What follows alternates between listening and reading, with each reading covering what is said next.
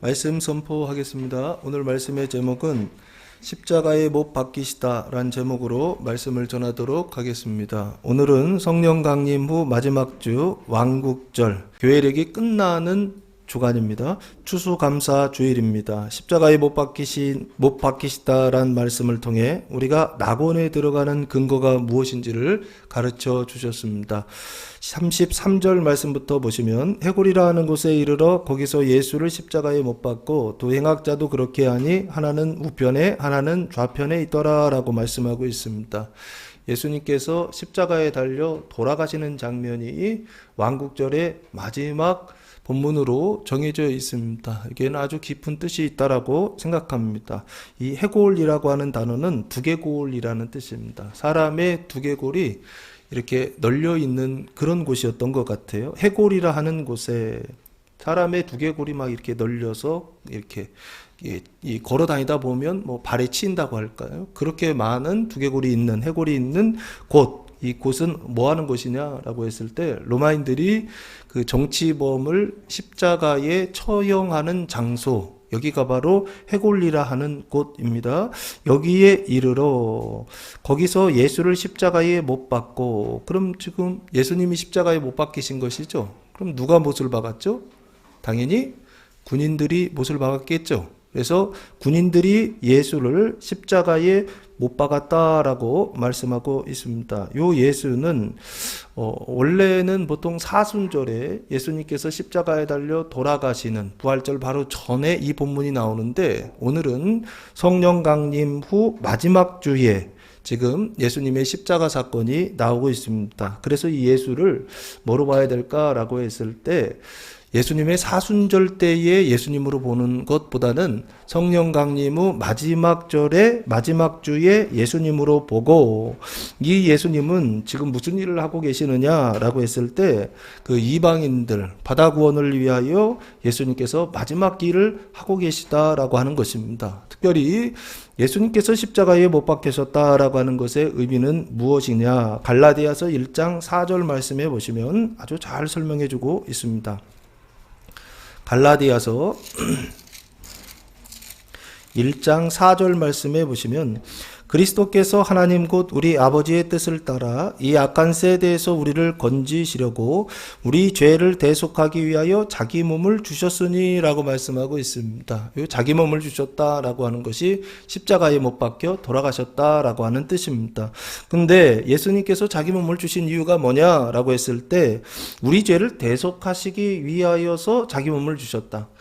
우리를 대속하시기 위하여, 우리의 죄를 대속하시기 위하여 십자가에 못 박히셨다라고 말씀하고 있습니다. 그래서 오늘 33절 본문에 예수님께서 십자가에 못 박히신 사건은 무엇을 위한 것이냐라고 했을 때, 죄를 대속하기 위한 하나님의 일이다라고 하는 것입니다. 특별히 누구의 죄를 대속하기 위한 것이냐 했을 때 우리의 죄죠. 특별히 예수 믿고 구원받은 사람들의 죄를 대속하시기 위하여 십자가에 달려 돌아가셨다. 이것도 맞지만 성령 강림 후 마지막 주 그 이웃을 구원하기 위하여, 이방인들을 구원하기 위하여, 바다를 구원하기 위하여 예수님께서 하시는 일, 하나님의 아들이신 예수 그리스도께서 하시는 일은 뭐냐라고 했을 때 십자가에 못 박히시는 일, 이 일을 하시더라라고 하는 것입니다. 특별히 죄에서 대속하시는 일 외에도 베드로전서 1장 18절 말씀해 보시면 사도 베드로가 이렇게 말씀하고 있습니다.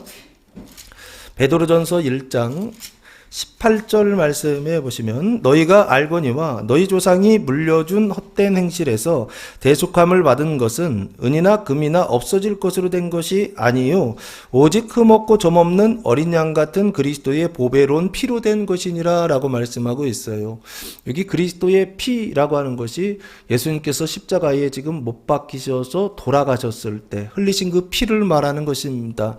그런데 그 피를 흘리신 이유와 목적이 뭐냐라고 했을 때, 그 헛된 행실에서 대속하시기 위하여서 피를 흘리셨다는 것입니다. 우리의 죄를 대속하시기 위하여 돌아가셨다고 한다면, 여기 베드로는 헛된 행실에서 대속하시기 위하여, 그 헛된 행실이 무엇입니까? 뱀의 말을 듣고 행동하는 것이죠. 그것이 무엇입니까? 이게 가증함이고, 이것이 성경에서 이야기하는 음란이라고 그럴까요? 음행하는 것 있죠? 이것이 바로 이 헛된 행실을 말하는 것입니다. 뱀의 말을 듣고 하는 것들이 다 헛된 행실인데 그 중에 대표적인 것이 육체를 따라 육체의 말을 듣고 행동하는 거예요. 그게 음행입니다. 음행. 특별히 여기 예수님께서 십자가에 못 박히신 두 번째 의미는 뭐냐? 헛된 행실에서 대속하시기 위하여 예수님께서 십자가에 못 박혀서 돌아가셨다라고 하는 것입니다. 그래서 지금 33절 오늘 본문 말씀에 예수를 십자가에 못 박고 군인들은 못을 박았죠. 예수님은 그 십자가에 못 박히셨죠. 그 못 박히신 이유, 근본적인 이유와 목적이 뭐냐? 죄를 대속하시고 헛된 행실에서 우리를 대속하시기 위하여, 우리를 거룩하게 하시기 위하여 예수님께서 십자가에 못 박히셨다라고 하는 것입니다. 이것이 우리가 낙원에 들어가는 첫 번째 근거입니다. 우리가 낙원에 들어갈 수 있는 것은 우리가 가지고 있는 어떤 조건이나 우리가 가지고 있는 어떤 근거가 있는 것이 아닙니다. 예수님께서 십자가에 못 박히신 이 사건이 우리를 어디에 들어가게 하느냐? 낙원에 들어가게 하는 유일한 조건이 된다라고 하는 것입니다. 유일한 근거가 된다라고 하는 것입니다. 이것을 믿으시기 바랍니다. 여러분의 행실을 믿는 것이 아니라 예수님께서 하신 그 일을 믿음으로 낙원에 들어가는 교회와 성도들 되시기를 예수님의 이름으로 축복합니다. 두 행악자도 그렇게 하니 하나는 우편에 하나는 좌편에 있더라라고 말씀하고 있습니다.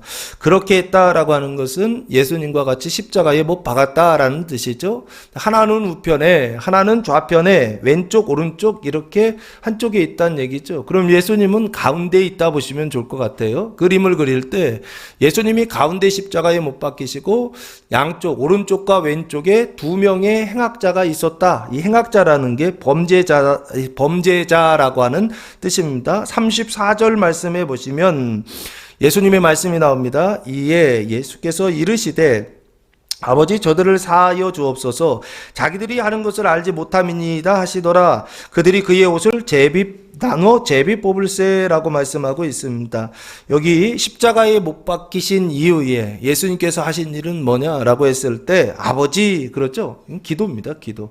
하나님께 기도하는 것인데 지금 누가 기도하느냐 했을 때 십자가에 못 박히신 예수님이 기도하시는 것이죠. 신앙적으로 보면 지금 아버지니까 성부 하나님이시죠. 그러면 예수님은 누구세요? 성자 예수님이시다라고 보면 좋을 것 같아요. 성자 예수님께서 성부 하나님 지금 기도하는 것입니다. 기도의 내용이 무엇입니까? 저들을 사하여 주옵소서, 용서해 달라고 하는 것입니다. 뭐 잘못한 게 있으니까 용서해 달라고 하겠죠. 자기들이 하는 것을 알지 못함이니이다. 그럼 자기들이 하는 것, 군인들이 하는 것, 그리고 그 군인들을 통하여서 그 뒤에 관리들과 백성들이 하고 있는 것, 그게 무엇일까요? 예수를 십자가에 못 박는 일이죠.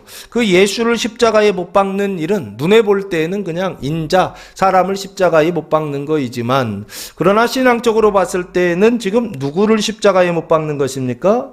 하나님을 십자가에 못 박는, 예수님이 성자시라면 성자 하나님을 십자가에 못 박는 일을 지금 누가 하고 있다? 군인들과 그리고 관리들이, 백성들이 그 일을 하고 있다는 거예요. 그래서 하나님을 십자가에 못 박는 그 일을 저들은 안다 모른다, 모르고 하고 있다라고 하는 것입니다. 그럼 이 사람들이 예수님을 십자가에 못 박는 것은 단순히 그냥 예수를 십자가에 못 박는다 생각한 것이지 하나님을 십자가에 못 박는다라고 생각하고 있지 않았다라는 뜻입니다. 그래서 예수님께서 어떻게 해요? 대신해서 그들을 위해서 기도하시더라는 것입니다. 자기를 십자가에 못 박은 사람들을 위해 예수님께서 기도하시더라라고 하는 것입니다. 이것이 십자가 위에서 예수님께서 하신 일입니다. 그리고 나서 그들이 옷을 나눠 제비 뽑을세라고 말씀하고 있어요. 그러면 여기 그들이 앞에 예수님을 십자가에 못 박은 사람들이죠.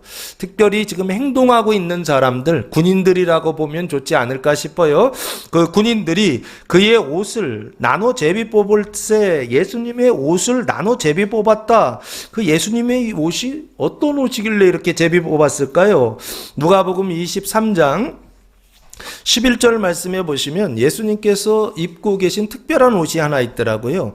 23장 11절 말씀해 보시면 헤롯이 그 군인들과 함께 예수를 업신여기며 희롱하고 빛난 옷을 입혀 빌라도에게 도로 보내니라고 말씀하고 있어요. 지금 빌라도가 헤롯에게 보냈었죠. 그래서 헤롯이 희롱하고 나서 뭐 찾을 게 없으니까 옷을 하나 입혀서 다시 빌라도에게 보냈다는 거예요. 근데 여기 그 옷이 무슨 옷이라고 그랬죠?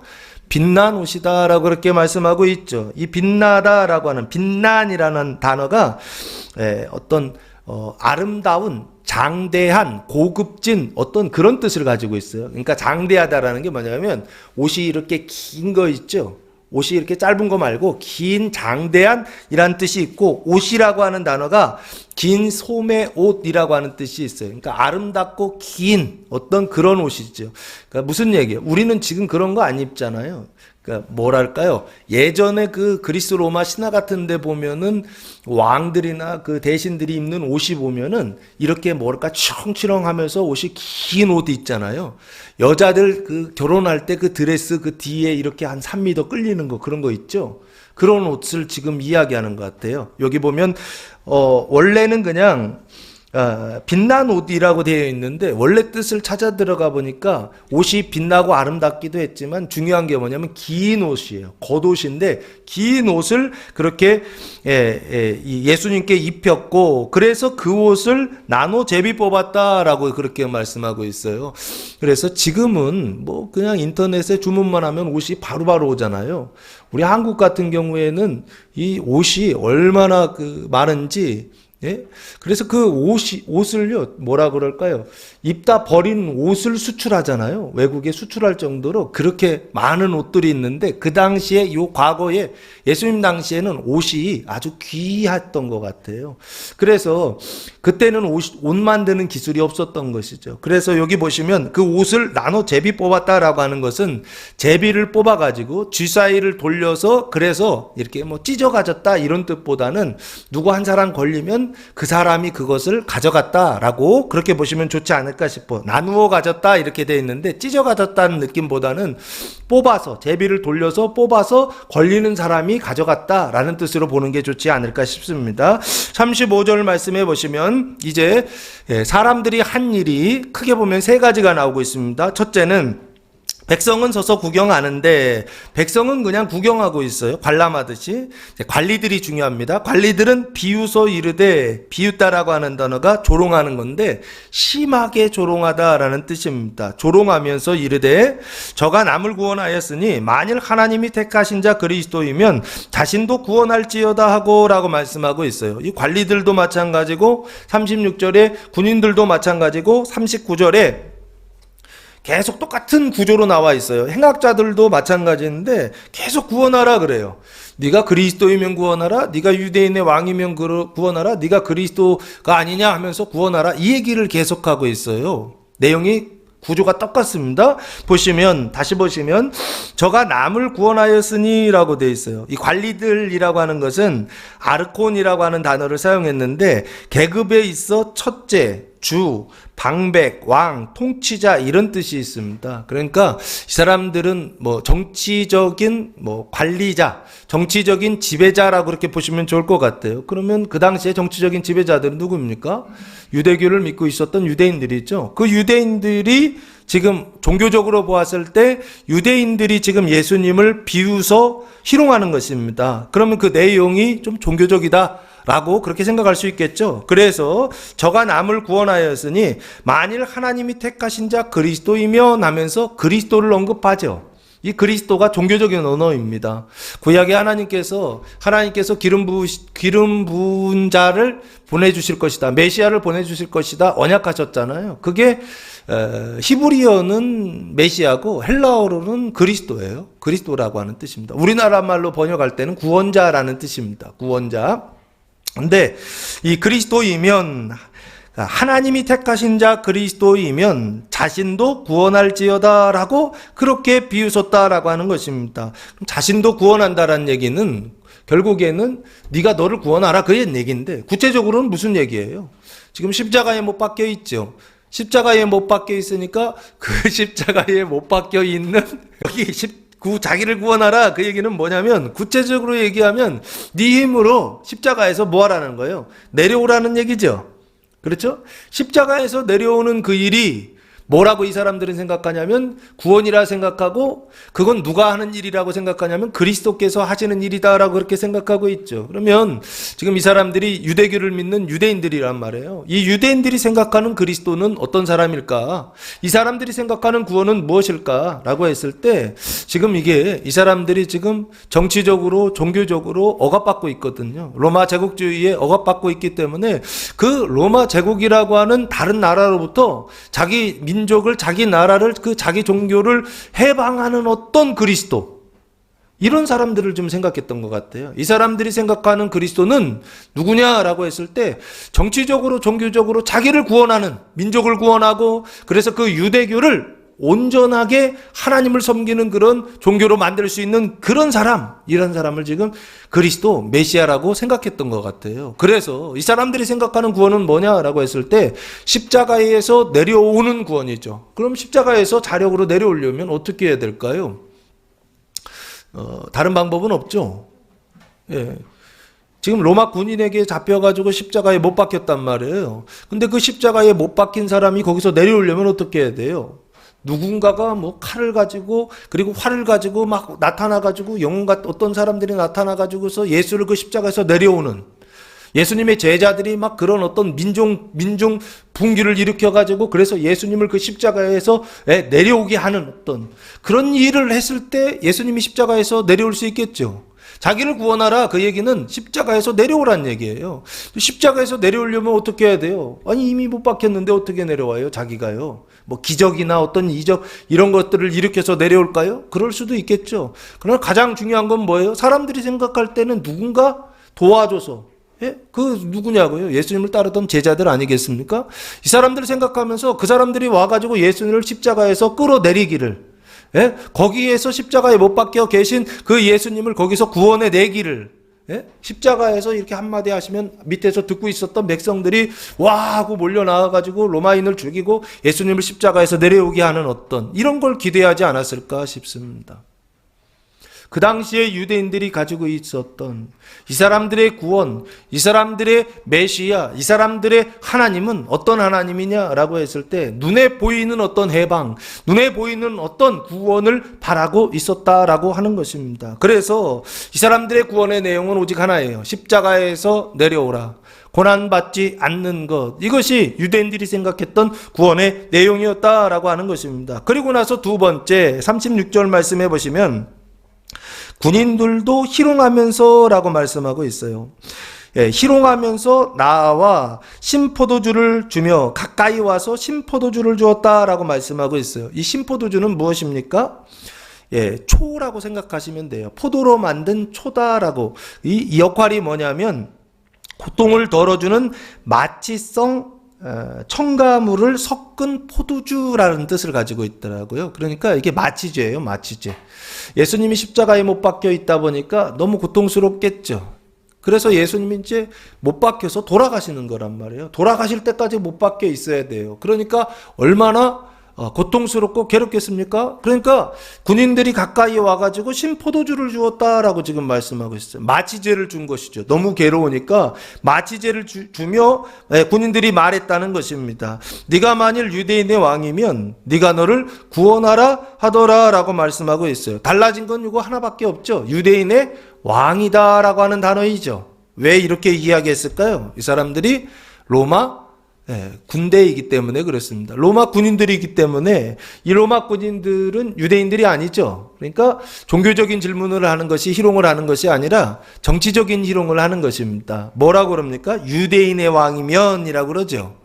그 유대인의 왕이라고 하는 단어가 이 왕이라고 하는 단어가 바실류스라고 하는 단어인데 주권자, 통치자, 왕 뭐 이런 뜻을 가지고 있습니다. 그래서 이것은 종교적인 희롱이 아니라 정치적인 희롱이다라고 보시면 좋을 것 같아요. 유대인의 왕이면 네가 너를 구원하라라고 그렇게 말씀하고 있어요. 그 구원하라는 얘기도 똑같아요. 십자가에서 내려오라라고 하는 것입니다. 근데 여기 십자가에서 내려오라라고 하는 것은 어떻게 내려오라는 것입니까? 왕으로서 내려오라는 거예요. 통치하여 내려오라는 것입니다. 로마인들이 생각하는 왕은 어떤 왕일까요? 로마인들이 생각하는 왕은 다스리고 군림하는 왕, 섬김을 받는 왕, 이런 왕이 로마인들이 생각하는 왕일 것입니다. 그러나 예수님이 생각하는 왕은 정반대시죠. 예수님, 천국에서 큰 자, 천국의 왕은 누구신가요? 종이요? 섬기는 자다라고 그렇게 말씀하고 있죠. 그래서 천국은 누가 크냐라고 했을 때 이 어린아이와 같이, 이 어린아이와 같은 이런 사람들이 천국에서 큰 자다라고 말씀하시거든요. 어린아이가 애들을 얘기하는 게 아닙니다. 단순히. 왜 어린아이와 같은 자가 천국에서 크다라고 그렇게 말씀하신 거냐면 종이요 섬기는 자가 크다라는 거예요. 요즘 애들은 종이 아니에요. 요즘 애들은 섬기는 자들이 아니에요. 옛날에는 그랬는데 지금은 안 그래요. 지금은요. 예. 요즘은 부모가 종이에요. 애들의 종이에요. 종 노릇하고 있어요.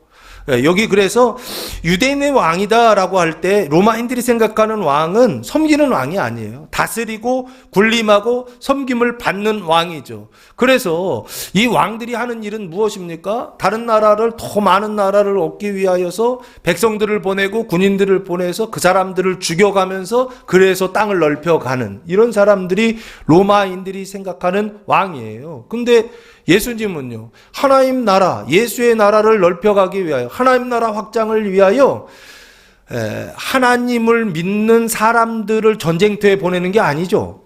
지금 누구를 보내고 있어요? 하나님 자신이 그 죽음의 자리로 가고 있죠. 세상 왕은 백성들을 보내가지고 죽여서 나라를 확장한단 말이에요. 근데 지금 하나님 나라의 그 왕은 어떻게 하신다고요? 자기를 십자가에 못 박아서 자기가 죽어서 하나님 나라를 확장하는 전혀 다른 방향성을 가지고 있죠. 전혀 다른 태도를 가지고 있죠. 이게 사람 나라와 하나님 나라, 예수님의 나라의 차이점입니다. 완전히 다른 점이에요. 세상 나라는 다른 사람을 죽여서 나라를 확장한다고요.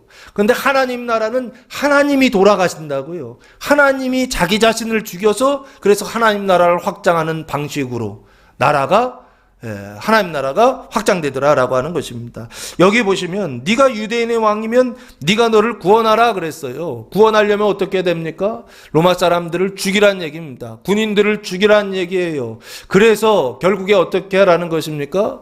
유대인의 왕국을 건설하라 이 얘기예요. 근데 그게 가능하다 불가능하다? 이 사람들은 불가능하다고 생각한 거예요. 그래서 지금 희롱했다라고 말씀하고 있는 것입니다. 예수님이 정말 그렇게 하실 것을 믿고 그렇게 말하는 게 아닙니다. 이건 절대 할 수 없는 일이다라고 생각하면서 그렇게 말하고 있는 거예요. 네가 십자가에 못 박혀 있으면서 네가 무슨 유대인의 왕이냐 이런 뜻이죠. 그리고서도 네가 다른 사람들을 죽여서 그래서 당신의 나라, 너의 나라를 건설할 수 있겠느냐? 비웃으면서 희롱하면서 지금 예수님께 이렇게 말을 하고 있더라라고 하는 것입니다. 그리고 나서 38절 말씀해 보시면 그의 위에, 예수의 위에 이는 유대인의 왕이라 쓴 죄패가 있더라라고 말씀하고 있어요. 패죠? 근데 죄패다 제가 그렇게 읽었네요. 제목을 거기다 기록해 놓은 거죠. 그러니까 유대인들은 예수님을 십자가에 못 박을 때 뭐라고 지금 못 박았느냐라고 했을 때 유대인의 왕이라고 하는 그 죄명을 가지고 그렇게 예수님을 십자가에 못 박았다라는 뜻입니다. 이 유대인의 왕이라고 하는 것은 이 사람이 정치범이다라는 뜻입니다. 왜 정치범이죠? 지금 유대인들을 다스리고 있는 왕은 누구입니까? 실제적으로 로마인이란 말이에요. 그런데 그 로마인인데 이 사람은 어떻게 했다는 거예요? 유대인들을 규합해서 그래서 지금 왕 노릇하다가 그래서 잡혀가지고 정치범으로 잡혀서 십자가에 못 박혔다. 지금 그 얘기를 하고 있는 것입니다. 그러면서 39절 예수님께서 십자가에 못 박힌 근본적인 어떤 이유들은 뭐냐 했을 때 로마인 입장에서 봤을 땐 정치범으로 그렇게 잡혀서 십자가에 못 박혔다. 비방하겠다 이런 뜻이고요. 세 번째, 달린 행악자 중 하나는 비방하여 이르되라고 말씀하고 있어요.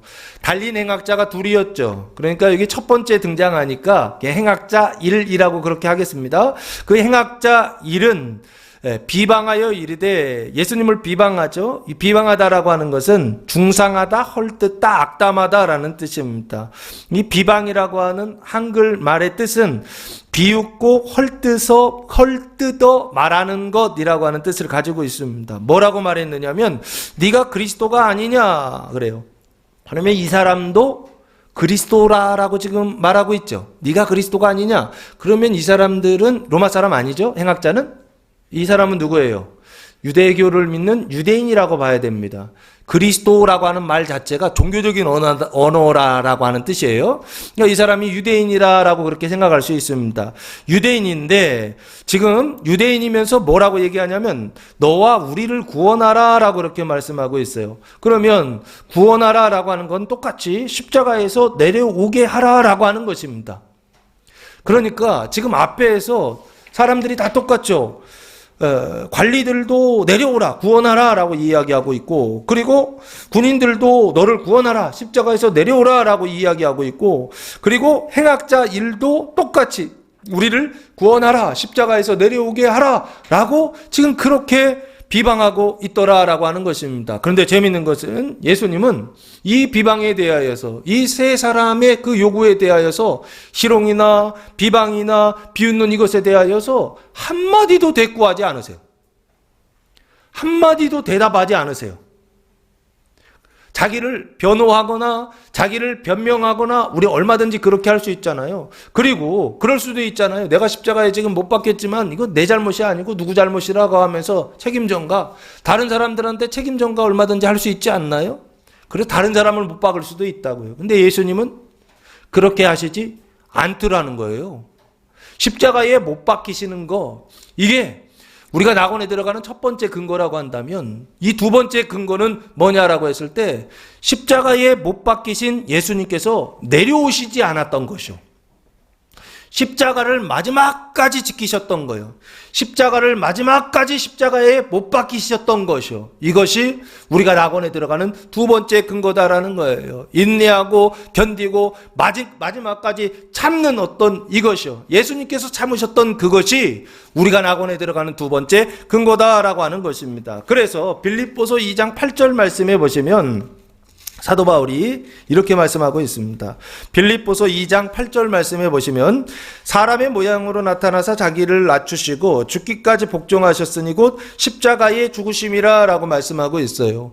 예수님께서 십자가에 못 박히셔서 돌아가셨던 것은 무슨 일이었느냐라고 했을 때 죽기까지 복종하시는 일이었다라고 말씀하고 있죠. 그 죽기까지 복종하셨다라고 하는 것은 자기 뜻이라는 얘기입니까? 아니죠. 아버지의 그 뜻에 죽기까지 복종하셨다는 거예요. 그 아버지의 그 말씀에 죽기까지 복종하셨다라고 하는 것입니다. 예수님께서 지금 아무 말씀도 하시지 않고 변명하시지 않고 아무 대꾸도 하시지 않고 끝까지 십자가를 인내하면서 견디며 그 자리를 지켰던 것은 무엇을 위한 것이냐? 죽기까지 복종하시는 하나님의 일이었다라고 하는 거예요. 이 일을 통하여 우리는 어디에 들어갈 수 있느냐? 낙원에 들어갈 수 있다라고 하는 것입니다. 우리가 잘 견디고 우리가 잘 인내하고 우리가 잘 버텨서 낙원에 들어가는 것이 아니라 예수님께서 십자가를 마지막까지 인내하시면서 참으면서 그 자리를 지키셨던 것, 그것이 우리가 낙원에 들어갈 수 있는 두 번째 근거가 된다라고 하는 것입니다. 사랑하는 성도 여러분, 내가 참고 견디고 인내하는 어떤 이것을 의지하는 것이 아니라 예수님께서 참고 견디고 마지막까지 복종하셨던 그 일이 내가 낙원에 들어갈 수 있는 두 번째 근거가 된다라고 하는 사실을 믿으시고, 그래서 그것을 믿음으로 예수님과 함께 낙원에 들어가서 사시는 성도들 되시기를 예수님의 이름으로 축복합니다. 세 번째는 40절 말씀해 보시면 하나는 그 사람을 꾸짖어 이르되, 행악자 2라고 보시면 좋을 것 같아요. 앞에서 행악자 1은 비방했죠. 근데 그 비방하던 사람을 행악자 2가 그 사람을 행악자 1을 꾸짖어 이르되, 꾸짖어요. 네가 동일한 정죄를 받고서도 하나님을 두려워하지 아니하느냐라고 말씀하고 있어요. 동일한 정죄를 받았다라고 하는 건 누구와 동일한 정죄를 받은 거예요? 예수와 동일한 정죄를 받았다, 그런 뜻이죠. 그렇죠? 예수도 정죄를 받고 너도 나도 정죄를 받았다라는 뜻입니다. 정죄라고 하는 단어가 크리마라고 하는 단어를 사용했는데 결정, 심판, 벌이라고 하는 뜻입니다. 그럼 무슨 심판을 받고 지금 있는 거예요? 십자가 심판을 받고 있는 것이죠. 십자가 벌을 받고 있는 것이죠. 이 십자가형은 누가 받는 것이냐라고 했을 때 뭐 경제범 이런 사람들이 받는 거 아니에요. 십자가형은 철저하게 정치범이 받는 형틀입니다. 벌이에요. 그래서 십자가형, 그 정죄를 받고서도 그러면 이 십자가형을 받는 정치적인 뭔가를 잘못해서 받고 있는 이 행악자 1과 2는 유대인이면서 정치적인 일을 했다는 뜻이에요. 이런 사람들이 그 당시에 있었죠. 예수님 당시에 사두개인 바리새인 말고 두 그룹이 또 있었잖아요. 에세네파하고 젤롯당이라고 하는, 그 젤롯당이라고 하는 사람들이 있었는데 이 사람들이 젤롯당이 아니었을까 싶어요. 왜 그러냐면 이 젤롯당은 무엇을 통해서, 칼 있죠, 칼. 시칼이라고 그럽니다. 칼을 통해서 무엇을 하려고 하냐면 민족을 구원하려고 하는, 민족을 해방하려고 하는 그 일들을 했던 사람들이 이 젤롯당이에요. 그래서 정치적으로 보면은 극좌 혁명을 이루려고 하는 극좌 혁명당이라고 그렇게 불러도 됩니다. 그런데 눈으로 볼 때는 극좌 혁명을 일으키려고 하는 그런 사람들인데, 신앙적으로 보았을 때는 이 사람들이 어떤 사람들이냐 했을 때 뱀의 말을 듣고서 어떻게 해요? 아주 극단적으로 행동하는 사람들이었다라고 보시면 좋을 것 같아요. 뱀의 말을 듣고 극단적으로 행동하는 종교인들, 생각만 하는 사람들은 있는데 이 사람들은 어떻게 해요? 행동한다는 거예요. 아주 구체적으로 열심히 행동한다는 거예요. 그래서 열심당이라고 하는 별명도 있어요. 젤롯이라고 하는 단어가 열심이라는 뜻입니다. 열심당이에요. 뭐를 열심히 해요? 칼을 잡고서 그 칼을 막 흔드는 거예요.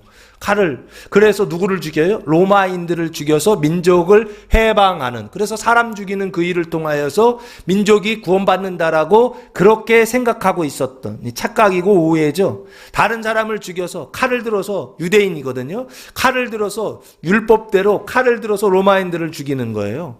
그래서 뭘 이룬다고요? 민족 구원을 이루려고 했던 사람들, 이 사람들이 지금 젤롯당, 시카리라고 하는 그런 별명을 가지고 있었던 열심당, 그 사람들입니다. 그래 제가 볼 때 이 행악자 1이나 행악자 2는 이 젤롯당 열심당원 중에 두 사람이 아닐까, 그 중에서도 가장 열심히 사람들을 죽였던 사람들이 아닐까라는 생각을 해보았습니다. 그리고 나서 41절, 우리가 행한 일에 상당한 보응을 받는 것이니 이에 당연하거니와 이 사람이 행한 것은 옳지 않은 것이 없느니라 하고 라고 말씀하고 있어요.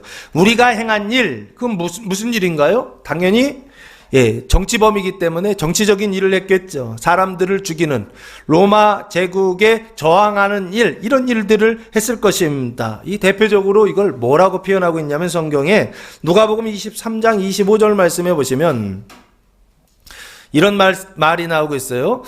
그들이 요구하는 자 곧 밀란과 살인으로 말미암아 옥에 갇힌 자를 놓아주고, 이 옥에 갇힌 자는 누구입니까? 바라바입니다. 바라바. 예수님하고 바라바하고 누구 놓아줄까 했을 때 요 바라바를 놓아달라, 요 얘기예요. 근데 예수를 넘겨주어 그들의 뜻대로 하게 아니라 라고 말씀하고 있는데, 이 바라바를 지금 뭐라고 표현하고 있냐면 밀란과 살인으로 말미암아 옥에 갇힌 자라 그렇게 돼 있죠. 밀란이요, 밀란. 살인. 밀란을 난을 일으켜서 사람을 죽인 거예요. 근데 누굴 죽여요? 당연히. 자기 민족을 죽이지는 않겠죠. 자기 민족도 죽일 수 있어요. 로마에 부역한 사람들이 있죠. 누가 있었죠? 세리들. 이런 사람들을 죽이려고 했을 거란 말이에요. 근데 지금 여기서 구체적으로 이 사람들이 죽이는 사람들, 로마 사람들을 죽이려고 했을 거라고요. 총독 이런 사람들도 아주 대표적인 대상이 됐겠죠. 어떤 테러를 일으키는 어떤 테러의 대상? 뭐라고 그럴까요? 자, 그래서 여기 다시 보시면, 이 사람들이 행한 일은 결국에 무슨 일을 행했느냐? 밀란을 일으키고 사람을 죽이는 일, 이런 일을 해서 결국에 잡혀가지고 지금 십자가형을 받고 있다라고 그렇게 보면 좋지 않을까 싶어요. 그리고 상당한 보응이라고 되어 있죠. 보응을 받았다. 그 상당한 보응이 뭐예요? 이게 십자가 처형입니다. 그 처형을 받은 것이니, 이에 당연하거니와 라고 되어 있어요. 이 사람들은 이거 당연하다고 생각해요, 안 해요? 이 사람들은 지금 민족해방을 위해 일하고 있다고요. 그 민족해방은 어디에 근거하고 있다고요? 율법에 근거하고 있어요. 지금 율법을 지키는 거예요. 그 율법을 지켜서 민족해방을 위하여서 사람들을 죽이는 일, 이 일을 했던 사람들이 바로 이 열심당원이었단 말이에요. 근데 이 사람이 지금 완전히 달라졌죠. 지금 어떻게 달라졌죠? 우리가 행한 일에 상당한 보응을 받는 것이다. 우리가 뭐 잘못했다라고 하는 걸 지금 깨닫고 있죠. 내가 뭔가 잘못했다는 거예요. 나도 잘못하고 너도 잘못했다는 거예요. 그래서 우리가 잘못했다라고 지금 말하고 있다고요. 그러면 그 잘못이라고 하는 것이 죄죠. 내가 지금 범죄했다라고 하는 거, 그 범죄하여서 그것에 대하여서 보응을 받는 것이다라고 하는 요 생각이요. 그 죄를 깨닫는 걸 성경에서는 뭐라고 돼 있죠? 율법의 역할이다라고 말씀하고 있죠.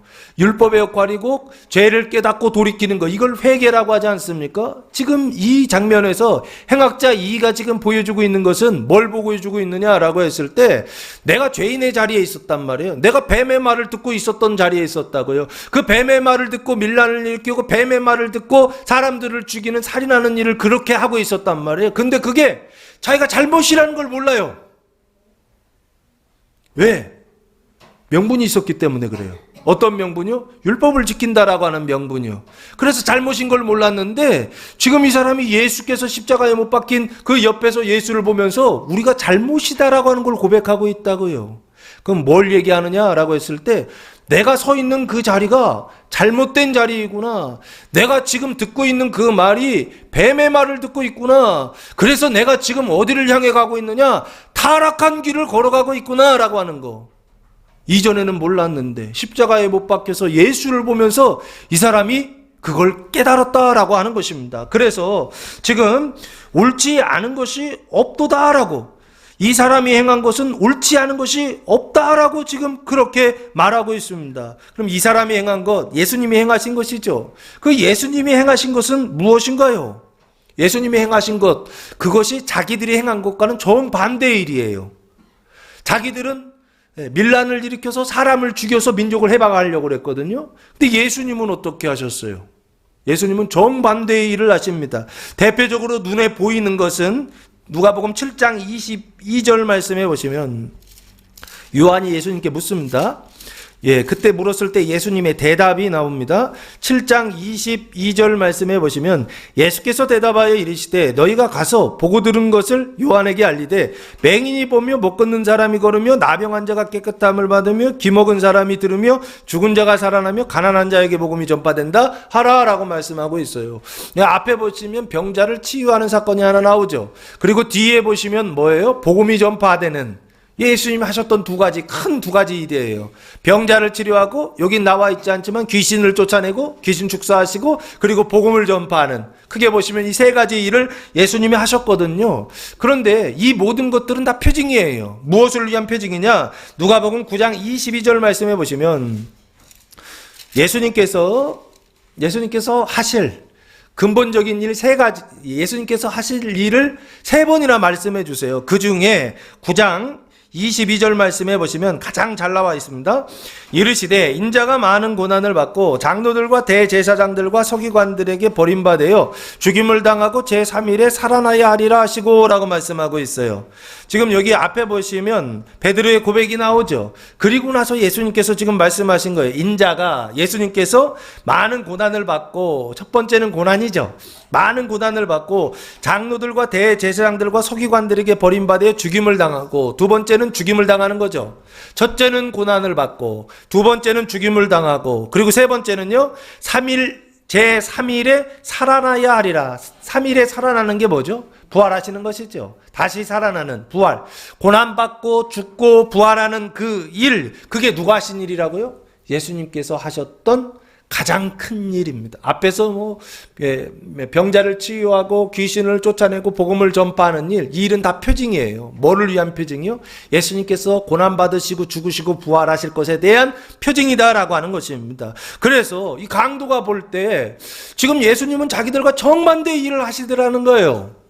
자기들은 무슨 일을 했어요? 민족 구원을 위하여서 밀란을 일으키고 사람을 죽이는 일을 했단 말이에요. 다른 사람을 죽여서 뭐 하려고 그랬어요? 민족을 구원하려고 하는, 나라를, 이스라엘이라고 하는 나라를 세우려고 하는 이런 일들을 열심히 내는, 그래서 칼을 들고서 사람을 죽이는 일을 열심을 내는 그런 사람들이었단 말이에요. 근데 이 사람이 십자가에 못 박혀서 가운데 계신 예수님을 보니까 예수님은 정반대의 일을 하셨더라는 거예요. 무슨 일을요? 사람을 죽이는 일이 아니라 자기가 죽는 일을 하시더라는 거예요. 놀랍지 않습니까? 다른 사람들은 다 십자가에서 내려오라는데 예수님은 십자가에서 내려올 생각이 없었어요. 하나도 변명하시지 않고 하나도 자기를 변호하시지 않고 아무 말도 안 하시고 그냥 십자가에 마지막까지 인내하면서 견디면서 그냥 못 박혀 계세요. 아무 말도 안 하세요. 그리고 결국엔 돌아가세요. 그 예수를 보면서 이 사람이 깜짝 놀라는 것입니다. 민족이 구원받고 사람들이 구원받고 인류가 구원받는 그 유일한 방법은 뭐냐라고 했을 때 다른 사람을 죽여서 민족을 구원하는 것이 아니라 내가 죽어서 민족이 구원받는 거구나, 이런 것이죠. 예수가 죽어서 예수님께서 십자가에 달려 돌아가심으로 누가 구원을 받더라는 거예요? 이스라엘이 구원을 받고 열방이 구원을 받더라라고 하는 것입니다. 사람이 낙원에 들어가는 길은, 그 천국에 들어가는 길은, 예수님이 낙원을 언급하셨기 때문에 낙원을 말씀드리는 것입니다. 그 하나님 나라에 들어가는 길은 뭐냐라고 했을 때 세상 사람들은 다 뭐라고 그래요? 다른 사람 죽여야 된다 그래요. 다른 사람을 이겨야 된다라고 그래요. 늘 경쟁관계에 있죠. 내가 다른 사람보다 높은 곳에 있어야 된다라고 항상 그렇게 이야기하지 않습니까? 공부를 하더라도 1등 해야 되고 세상에 나가서 무슨 일을 하더라도 늘 1등을 해야 되는 어떤 그런 왕을 기대한다고요. 근데 지금 예수님은 정반대의 왕의 모습을 보여주시더라는 거예요. 다른 사람을 죽여서 왕이 되는 게 아니라 자기가 죽어서 왕이 되는 주님의 나라, 그 나라를 예수님께서 보여주고 있더라는 것입니다. 어디에서요? 십자가에 못 박히셔서 아무 말도 하지 않는 그 모습을 통하여 이 행악자 이가 그 예수님을 보고 옳지 않은 것이 하나도 없다라고 그렇게 말씀하고 있어요. 그 얘기는 무슨 얘기입니까? 자신의 죄를 인식하고 우리가 잘못해서 벌 받은 것이다. 앞에 40절에서 말씀하고 나서, 그리고 나서 41절에 이 사람은 죄가 없다라고 지금 말하고 있더라는 거예요. 그 예수님의 죄 없음을 인식하더라는 거예요. 죄가 있는 것을 깨닫는 것도 율법의 역할이지만 죄가 없는 것도 깨닫는 것이요, 인식하는 것이요, 이것도 저는 율법의 역할이다라고 그렇게 생각합니다. 그래서 지금 이 행악자 2는 자기가 죄인이다라고 하는 것을 깨닫는 것도 율법을 통해서, 그리고 이 사람이 죄가 없다라고 하는 것을 깨닫는 것도 율법을 통해서 깨닫지만 결국에 이거는 무슨 말을 듣고 있는 거냐라고 했을 때 뱀의 말을 듣고 있는 것입니다. 아직까지요. 회개하는 모습은 있지만 여전히 뱀의 말을 듣고 있는 그 타락한 상태입니다. 그 타락한 상태에서 다시 하나님 나라로 돌이키는 그 모습을 지금 보여주고 있더라라고 하는 것입니다. 그래서 42절 말씀해 보시면 이르되 예수여 당신의 나라에 임하실 때에 나를 기억하소서 하니라고 말씀하고 있어요. 아직까지도 그 뱀의 상태에 있습니다. 이르되 예수님께 지금 기도하고 있는 것이죠. 뭐라고 기도하고 있습니까? 예수여 당신의 나라에 임하실 때에, 예수의 나라이죠. 그 예수의 나라에 임하실 때에 나를 기억하소서 라고 기도하고 있습니다. 예수님의 나라는 어떤 나라입니까? 예수님의 나라는 골로새서 1장 13절 말씀해 보시면, 골로새서 1장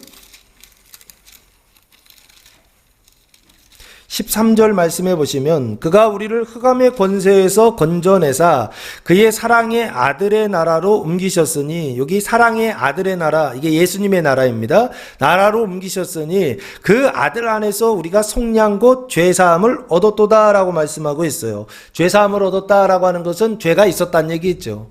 그 죄의 열매가 사망이죠. 그 죄와 사망의 나라에서 지금 아들의 나라는 그런 반대의 나라겠죠.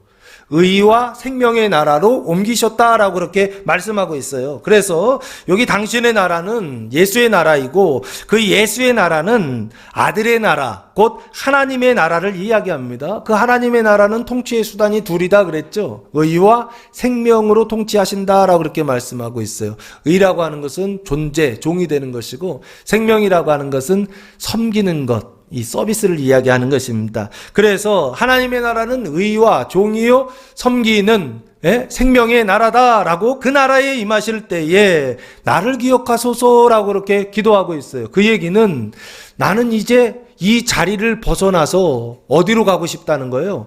당신의 나라로 옮겨지고 싶다라고 지금 예수님께 기도하고 있는 것입니다. 나도 그 나라에 들어가게 하옵소서. 나를 기억해 달라고 하는 것은 나도 당신의 나라에 들어가고 싶다는 거예요. 나는 여전히 지금 어디에 있다는 것입니까? 뱀의 말을 듣고 있는 그 타락의 나라예요. 뱀의 나라에 있다라고 하는 것입니다. 그 나라에 있는데 이제는 거기에서 살고 싶지 않다는 것입니다. 어디에서 살고 싶다는 거예요? 당신의 나라에서 살고 싶다는 것입니다. 그 의와 생명의 나라에서 살고 싶다는 것입니다. 밀란을 일으키고 사람을 죽이는 그 일을 이제는 그만두고 어떻게 해요? 화평케 하고, 그리고 사람을 죽이는 게 아니라 내가 고난을 받아서 내가 죽임을 당하여서 그래서 다른 사람을 구원하는 그 나라에 나도 들어가고 싶습니다 라고 예수님께 기도하고 있더라라고 하는 것입니다. 그래서 43절 말씀해 보시면 예수님께서 이렇게 말씀하십니다. 예수께서 이르시되 내가 진실로 내게 이르노니 오늘 네가 나와 함께 낙원에 있으리라 하시니라 라고 말씀하고 있어요. 예수님께서 말씀하시죠. 예수님은 하나님의 아들이시죠. 그래서 하나님이 말씀하신다라고 보셔도 될 것 같아요. 하나님이 말씀하십니다. 그 하나님이 말씀하시면 그 하나님의 말씀을 듣죠. 그 하나님의 말씀을 듣는 걸 뭐라고 했습니까? 믿음이죠? 지금 믿음이 시작되는 것입니다. 뱀의 말을 듣는 게 타락이라고 한다면 하나님의 말씀을 듣는 것을 믿음이라고 그랬죠. 근데 지금 누가 지금 말씀하고 있어요? 예수님이 말씀하고 있죠. 하나님의 아들이 말씀하고 있죠. 하나님이 지금 말씀하고 계시더라는 거예요. 하나님 아버지께서 예수님 안에 계셔서 예수님이 말하는 것이나 행동하는 것은 내가 하는 것이 아니라 내 안에 계신 아버지께서 하시는 것이다. 예수님께서 요한복음에서 말씀하셨잖아요. 여기 지금 예수님 말씀하시는 건 하나님이 말씀하시는 거라고요. 아버지께서 그 안에서 말씀하시는 거라고요. 그러니까 그 말씀을 들을 때 어떻게 된다고? 그 뒤에 내용도 중요해요. 그러나 가장 좋은 거는 뭐냐라고 했을 때 뱀의 말을 듣느냐 하나님의 말씀을 듣느냐, 이 두 가지 중에 지금 뭐의 말이 시작됐다는 거예요? 뱀의 말밖에 모르던 사람이, 사람의 말밖에 모르던 사람이, 죄와 사망의 말밖에 듣지 못하던 사람이 누구 말을 듣기 시작했다는 거예요? 하나님의 말씀을 듣기 시작했다라고 하는 것입니다. 이게 43절의 원래 뜻이에요. 하나님의 말씀이 시작됐다는 거예요. 그래서 행학자 이가 하나님의 말씀을 들었다는 거예요. 어떻게 해요? 믿음으로요. 하나님의 말씀을 믿음으로 들어서, 그래서 이 말씀이 어떻게 해요? 실제로 그의 삶 속에 이루어졌다라고 하는 걸 성경이 말씀하고 있는 게 아닌가 싶습니다. 그래서 내가 진실로 내게 이르노니, 예수님께서 너에게 말한다 이렇게 말씀하시지 않고 진실로 그러죠. 아멘이라고 하는 단어입니다. 뜻은 굳건히 확실히 믿을만하게 말한다는 것입니다. 내 말은 믿을 수 있다는 거예요. 그 얘기는 무슨 얘기입니까? 반드시 이루어진다는 얘기입니다. 무엇이요? 오늘 네가 나와 함께 낙원에 있으리라 하시니라 라고 말씀하고 있어요. 이 오늘은 언제예요? 십자가에 못 박혀 있는 상태에서 오늘을 얘기하는 건가요? 돌아가신 이후에 오늘을 얘기하는 건가요? 낙원에 있을 것이다 라고 했으니까 낙원에 있으려면은 돌아가신 이유가 되겠죠. 이 오늘이라고 하는 단어는 십자가 죽음 이유다라고 보시면 좋을 것 같아요. 네가 나와 함께 낙원에 있으리라 그랬어요. 낙원이라고 하는 단어는 파라데이소스라고 하는데, 원래 우리 파라다이스, 예, 영어로 파라다이스 많이 들어봤잖아요. 그 파라다이스가 이 파라데이소스라고 하는 단어입니다. 낙원이라고 하는 뜻인데 원래 뜻은 뭐냐면 공원이에요. 공원이라고 하는 단어입니다. 원래 뜻은. 그 공원이라고 하는 의미가 있고 또 하나는 미래의 행복의 장소. 행복의 장소, 구원받은 장소이겠죠? 그래서 거기를 천국이다 이렇게 번역을 하기도 합니다. 그런데 요 낙원에 있으리라 라고 하는 거 지금 예수님이 돌아가신 이후에 있을 것이다 지금 이 이야기하고 있죠. 나도 죽고 너도 죽고 그래서 돌아가는 그 장소가 낙원이 될 것이다 라고 예수님 말씀하셨잖아요. 그러면 여기 낙원은 죽어서 가는 곳이죠. 첫 번째 의미는 낙원의 의미는 죽어서 가는 곳 낙원이 있습니다. 죽어서도 가요. 그런데 두 번째 의미가 있어요. 고린도후서 12장 4절 말씀해 보시면 살아서 가는 곳에 낙원이 있어요. 고린도후서 12장 4절 말씀해 보시면 죽어서 가는 게 아니에요. 살아서 갑니다. 고린도후서 12장 4절 말씀해 보시면 2절에서 셋째 하늘 이야기하고 있죠. 4절에서 그가 낙원으로 이끌려가서 말로 표현할 수 없는 말을 들었으니 사람이 가히 이르지 못할 말이로다 라고 말씀하고 있어요. 여기 낙원이 나오죠. 그가 낙원으로 이끌려갔다. 그가 사도 바울을 지금 이야기하고 있어요. 지금 사도 바울이 살아있어요? 죽었어요? 살아있죠? 그러니까 여기 낙원이라고 하는 곳은 죽어서 가는 곳이다 라고 우리는 그렇게 생각하잖아요. 그것도 맞아요. 죽어서도 갑니다. 근데 죽어서만 가는 곳이 아니라 살아있을 때도 갈 수 있는 곳이에요. 왜? 있으니까. 낙원이라고 하는 것은 없는 곳이 아니라 이미 있다고요. 예수님 당시에도 예수님이 있다고 하셨으니까 그때도 있지만 그때 있다가 지금 2000년이 지나서 지금은 없다고 말할 수 있나요? 아니죠. 그때도 있었고 지금도 있죠. 그리고 사도 바울이 이 낙원 고린도후서를 기록할 당시에 기록할 당시면은 뭐 50년 60년 요때일 거란 말이에요. 이때 그 고린도후서를 기록할 때 낙원에 갔다 왔다고 이미 얘기하고 있잖아요. 그럼 예수님 당시에도 낙원이 있고 그리고 사도 바울 때도 낙원이 있다고 한다면 지금 낙원은 있을까요, 없을까요? 당연히 있죠. 그리고 그 낙원은 죽어서도 가지만 지금 여기 살아있을 때도 낙원은 갈 수 있을까요, 없을까요? 갔다 올 수 있다는 얘기죠. 이해되십니까? 예, 그래서 우리가 불교 개념으로 자꾸 죽어서 가는 어떤 곳을 천국이다, 낙원이다 그렇게 생각하는데 그런 게 아니고 하나님 나라는 지금 여기에 임한다고요. 언제부터요? 예수님의 말씀이요, 하나님의 말씀이요, 그 말씀을 듣고 그 말씀을 믿고 그 말씀으로 구원을 받았을 때 그때부터 뭐가 시작된다고요? 낙원이 시작된다라고 하는 것입니다. 천국이 시작된다는 거예요. 의와 생명의 하나님 나라 그 통치가 시작된다라고 하는 것입니다. 사랑하는 성도 여러분, 세 번째 우리가 낙원에 들어가는 근거는 뭐냐라고 했을 때 이것입니다. 예수님께서 십자가에 달려 돌아가신 이후에 낙원에 들어간다고 그랬죠. 그러면 이 돌아가심을 전제하고 있죠. 예수님이 십자가에 달려 돌아가신 그 일이요. 그 일이 우리를 어디에 들어가게 하느냐? 낙원에 들어가는 세 번째 근거가 된다라고 하는 것입니다. 예수님이 십자가에 못 박히시고 예수님이 십자가에서 계속 인내하시고 예수님이 십자가에서 돌아가시는 그 일, 이 세 가지가 우리가 낙원에 들어가는 유일한 근거다라고 성경은 끊임없이 말씀하고 있습니다. 다른 것 의지하지 말고 오직 예수 그리스도의 십자가, 그 고난과 죽음, 이것이 우리가 낙원에 들어가는 유일한 근거가 된다라고 하는 사실을 믿음으로 이번 한 주간 낙원에서 뵐 수 있는 교회와 성도들 되시기를 예수님의 이름으로 축복합니다. 기도하겠습니다. 사랑과 은혜가 풍성하신 아버지 하나님, 감사와 찬송과 영광을 올려드립니다. 이번 주간 그리스도의 몸된 교회가 세상에 강림하는 십자가에 못 박히시다 복음이 선포될 때 그 말씀을 믿고 따름으로 그리스도와 함께 낙원에서 영생하는 교회와 성도들 되게 하옵소서. 이제는 우리 주 예수 그리스도의 은혜와 하나님 아버지의 무한하신 사랑하심과 성령의 교통하심이 사랑하는 성도들 머리 위에와 가정 위에와 교회 위에 이제로부터 영원토록 함께 하시기를 간절히 축원하옵나이다. 아멘.